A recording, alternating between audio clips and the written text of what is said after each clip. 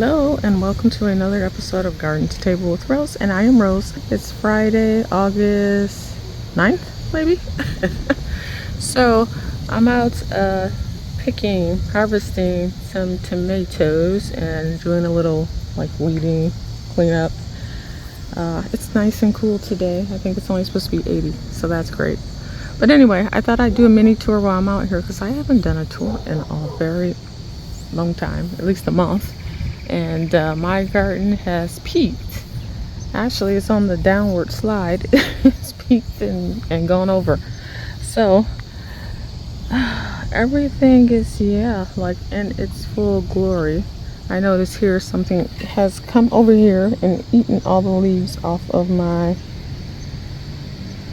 snowball viburnum. It must have been a deer. That's the only thing I can think of that would be tall enough to reach this branch, but it just ate the top of that one. So I guess, that's okay. But yeah, and that's the section that I just dug up and removed the grass and all of that this spring. All of this stuff was planted this spring, except the row of hydrangeas and arborvitae or boxwoods, that borderline. That's the only thing that was there last year. And the dark smoke bush. So let's see, I have not, in terms of my fruit and nut trees, which these are almond and chestnut trees here, I have not really had anything fruit so far. I think I'm in the third year of planting these trees from bare roots. So the only thing that I've had fruit was peaches, which was last year. This year we had a strange warm up and freeze, and so all the buds died, all the flowers. So no peaches this year. I do have apples on 3 of the 6 or 7 apple trees I have, but nothing else has actually fruited. Oh my gosh, look at all these, I think is it swallowtail butterflies? These yellow and black ones. Anyway, they love this butterfly bush. Let me see if I can catch, oh, did you see it? They love, well, apparently they love this butterfly bush too, but that wasn't even the one I was thinking they were going after. Oh my, look at that. Awesome. Anyway, this yellow butterfly bush here, they tend to love, but yeah, these little pucksters, these are proven winner pucksters, and I have several of them in different colors. So man, they love that too. Awesome. I love butterflies and dragonflies, so I try to plant things that will attract them to the garden. But everything's doing well. What can I say? It all looks good. I haven't weed whacked yet because I have a reason. I put this auto mower in, and it has wire that guides it, that goes all the way around the perimeter and all that stuff, and I did not want to accidentally cut it with the weed whacker, so I was waiting for it to be pulled into the ground and buried. By the grass growing up over it, it actually buries it. So now I don't see any trace of it, and so now I can come out and weed whack. But my little auto mower has been great. That saved me an hour a week of work to mow this just front part. So here I have fruit trees. There are 2 apples here, and I believe in the back it's 2 pears. But like I said, none of those have fruited yet. In this section, and I'm just gonna hit some highlights.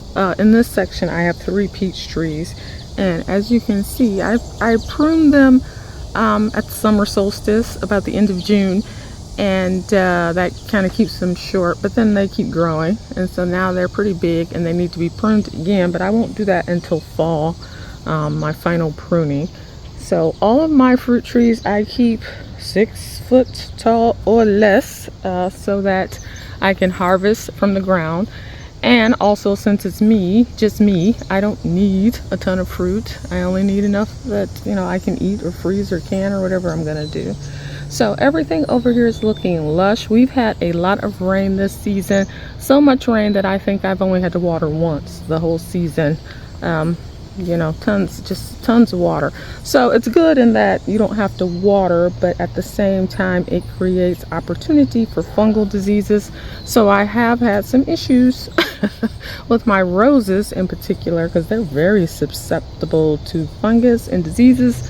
So my roses have been getting weird spots on them, and I've just cut them all back, and I'm hoping next year they'll be okay. Like this is one here. As you can see, it only has one stem because I had to cut it all back, and there's a few of them that did that.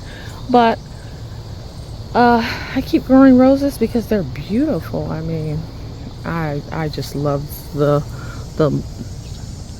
ones with lots of petals, like these cabbage roses or the English roses. Look at that. Oh, and it's a blushy peachy color. Beautiful. Oh my. And you know, when they get full size, I'm hoping I will be able to cut off of them.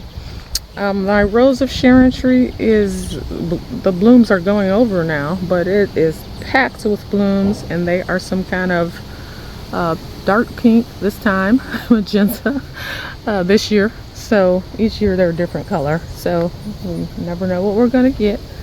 But magenta, and it's pretty, definitely pretty. But that tree blooms once pretty much and it's done. Look at this hydrangea. I mean, you know, on video you can't really get a sense of how big this stuff is, but this hydrangea is as tall as me. These stems, I'm 5'7". So this hydrangea is almost 6 feet tall, and I pruned it up because I want that one to be in a tree or standard form, because there's a lot of stuff in here. I got my beautiful cotton candy maple tree, which has taken off this year. That thing is beautiful. It has all these variegated leaves with pink and whites and greens. And this, I don't know if this is a perennial or not, but this is called Snow on the Mountain, or Snow in the Mountain, and it's a euphorbia variety. And I had seeds and I just sprinkled them throughout here because I just thought this coloring would be great to break up the you know, the single color of green, because it's like a white and a blue green, and it's beautiful. But only like 2 of them came up out of, I don't know how many seeds I just sprinkled all around. So I'm hoping it's a perennial, so it will self-seed, and I can have more of that one next year.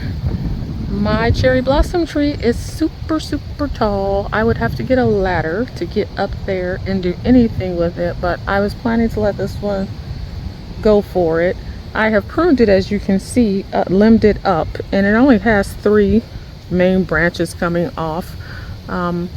And so I'm just gonna let that get as tall as it likes, because it's not bothering anything right there, and it gives me privacy, you know, to the house. The Japanese beetles have loved that tree. You can't see it, but there are holes in all the leaves, and it's so tall that I can't really spray. I mean, I could if I got a ladder, but I don't want to do all that. So I haven't really sprayed up at the top, so they've gone to town on that, but it's still healthy. They haven't decimated it to the point where it would die or anything like that. So I don't know what's happening with these persimmons. These things are looking crazy. It doesn't even look like a tree anymore. Started off as a bare root tree, and then it looked like it was dead. Nothing happens this spring, and this is probably the 3rd year of these. And so I just cut it back and let it go, and then it started sprouting leaves and branches. So I don't know what's happening, although I will say that they look healthy, so I'm happy about that. I had to spray them. The Japanese beetles really like the persimmons, so I had to spray them, but they're looking lush and healthy, so I hope eventually I get something. This is an apricot and nectarcot tree here. And this is another nut tree. It's either a chestnut or an almond, because those are the only 2 nuts. And these beautiful oak leaf hydrangeas, they've actually filled in a bit. This is only year 2, I believe, for those. And they were very tiny little, probably 4-inch, 6-inch pots, I don't know. But they are beautiful. This one ends up being a lighter color bloom, it comes in white. I think that one actually came in, bloomed in pink, and then just gets darker. This one kind of bloomed in white and then turns pink. Lots of butterfly bushes and salvias and that kind of thing. Lavender, rosemary up here because, like I said before, I don't water up here that much. So I like drought tolerant things up here. And then my cutting mums are starting to bud up. I cut them back all the way until like July 1st or something. I keep cutting them back so that they don't flower prematurely, but then I let them go. And so they're starting already. It's more of a fall, close to fall bloomer. But that's one of the few things I have to cut once September, October rolls around. Over here, all of this is new, like I said, except for this edge with these hydrangeas. Those are limelight primes.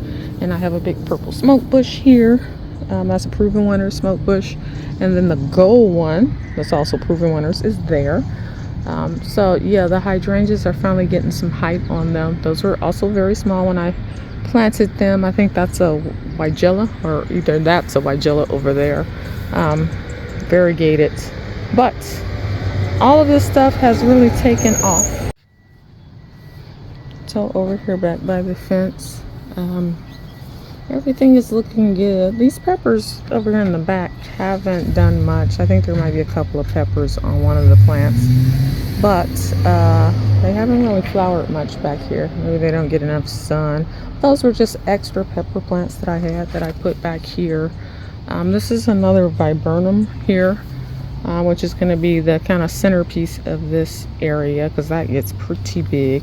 And then you can see my border. So back here I did all of the little arborvitae because I know hydrangeas like sun. At least the limelight primes like a good amount of sun, and so it's shady back here because it's in between the two houses. So I just put those because those are good to go either way, and evergreens. But you can see that these hydrangeas are getting big. They're about 2 feet, 2.5 feet now, and they were again very tiny. I got some annuals still in here, zinnias, just to fill in the space. I did find, and this thing cost me quite a bit, this little twig, but it is a white tipped conifer, and I can't remember if it's a fir or a spruce or what, but bottom line is when it gets big, the ends, the tips are white, the new growth. So that was so unique. I have never seen that in real life, and so I thought that was a cool specimen. So I ordered it online and it is there, and I'm just trying to keep it alive until it can start growing, take root and all of that good stuff. But yeah, everything over here is doing good. I got rid of the sunflowers I had. They were done, bloomed out. I still have some lilies coming up. Lots of jalapenos. These are 4 jalapeno plants, and I've harvested so many, and so many are still there. So I got a lot of jalapenos this time. And you know, I put a bunch of annual seeds and stuff over here, and perennial seeds, because I was trying to fill in the space as quickly as possible.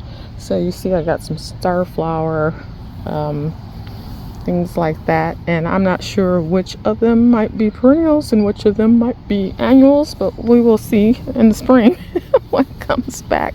But look at the smoke bush. This color, OMG, is a deep purple burgundy. It is vibrant and awesome. So yeah. Shasta daisies. I had like 2 Shasta daisies I dug up from the other side and put them over here, and they literally looked dead for a couple of months, and then now they've bounced back. Shasta daisies are kind of indestructible, so if you have a hard time growing things or you want to start with something easy, Shasta daisies, you can grow them from seeds, and they're perennials, and so it's an easy one. Yeah. So what else I got? These I just pruned up these hydrangeas, these oak leaves, because they were flopping all over the place. But it's like a Gatsby moon, I believe in Gatsby star. These 2 oak leaves. And then I have a pinky winky on each end. There's only a couple of sunflowers left, which are annuals. This one I can't bear, I haven't been able to bear to cut because it's so tall. This thing is way taller than me. It's like 8 feet tall or something. And it keeps putting out side flowers that I keep cutting and using. So that's awesome.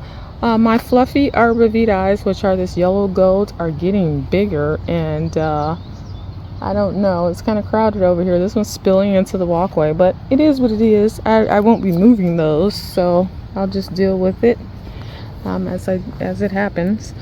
Apple trees, these are the 3 that actually have fruit, and these are columnar apple trees that grow in a very narrow upright habit.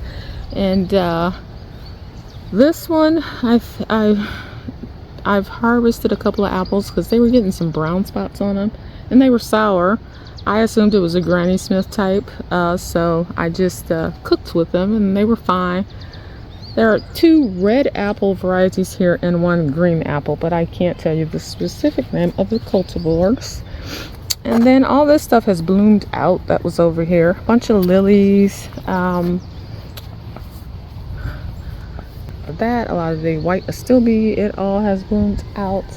There's 1 hydrangea here that I have pruned because it was pretty floppy too. And with most of my hydrangeas, I don't let them stay bushy and just big and bushy. I like to have them more upright, more tree-like. So I tend to prune a lot of the stems off. This 9 bark is doing great. I had cut that one way back and it was looking sickly for a while, but it seems to have bounced back and it's doing great. So the reason why I'm out here is because I need to harvest tomatoes right quick. I have a ton of these little yellow tomatoes, and these are my favorite little cocktail tomato. It's a burpee variety, I can't think of the name, but it's my favorite just eating tomato, and that's why there are so many here. I got a lot of those to harvest. And then I got Romas as well that I wanted to use for sauce. And then I have some just regular, slicing tomatoes. I didn't plant as many of those, but there's a lot on these vines. So it's a sprawling mess right now, but all of those tomatoes will come out, obviously, once the season is over. And then in its place here is where I'm going to put my hyacinth bulbs that I have on order, which are perennials.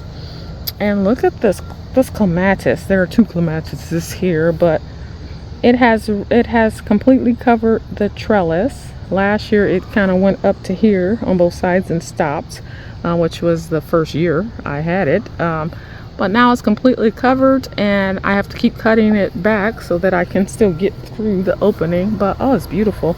And when it blooms, it's going to be full of white flowers, so it's really, really pretty. These are little lime hydrangeas here, these 2. And then just a bunch of different perennials. This side over here is going to see a makeover because, as you can see, it is jam-packed with stuff. One thing I know for sure is that I'm going to be moving some of this, is it crocosmia, I think it's called. It's a red flower that the hummingbirds love, but I'm going to move some of it. It's a perennial over there because I'm trying to spread the red out evenly. So I'll probably move a big bunch of that. And then these echinaceas are coming out, these white ones. There are 2 and they're getting huge, and they're obscuring. Behind them are 2 ruby slipper hydrangeas, which stay pretty small. I don't, maybe 3 or 4 feet. I'm not quite sure of the full, but they stay pretty short. So I want to move those echinacea and give the hydrangeas the space. The echinacea will go over here. Here is an annual. This is all tomatillos, which comes out, and cosmos, which come out.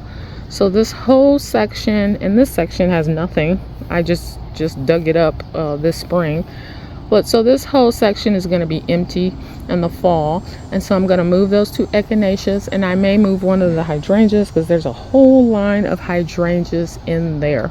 There's at least 5 or 6, so I may move one of them, but that's pretty much all I'm gonna do up here in the fall. And like I said, I got some hyacinth bulbs and more daffodils, I believe, coming.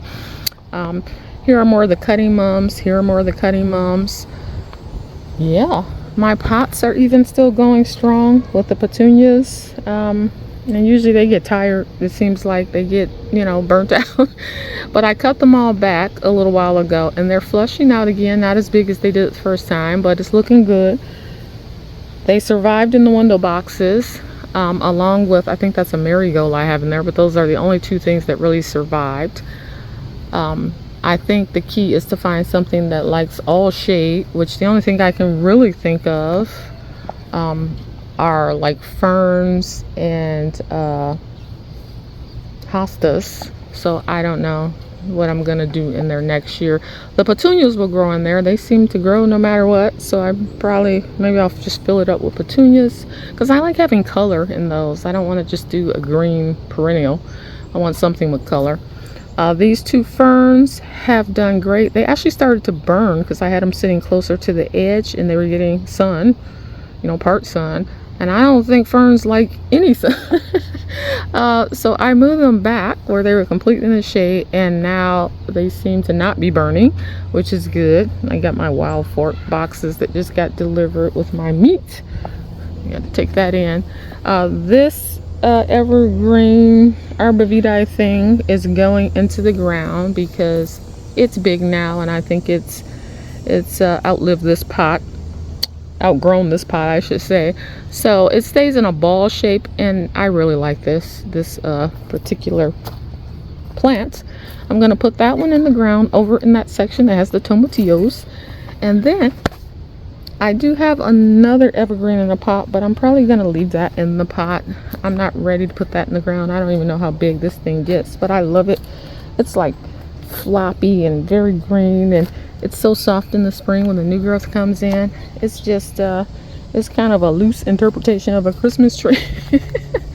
But yeah, this is sublime hydrangea, which is mostly green. The blooms pretty green, which I like because I don't think I have any other hydrangea that blooms green.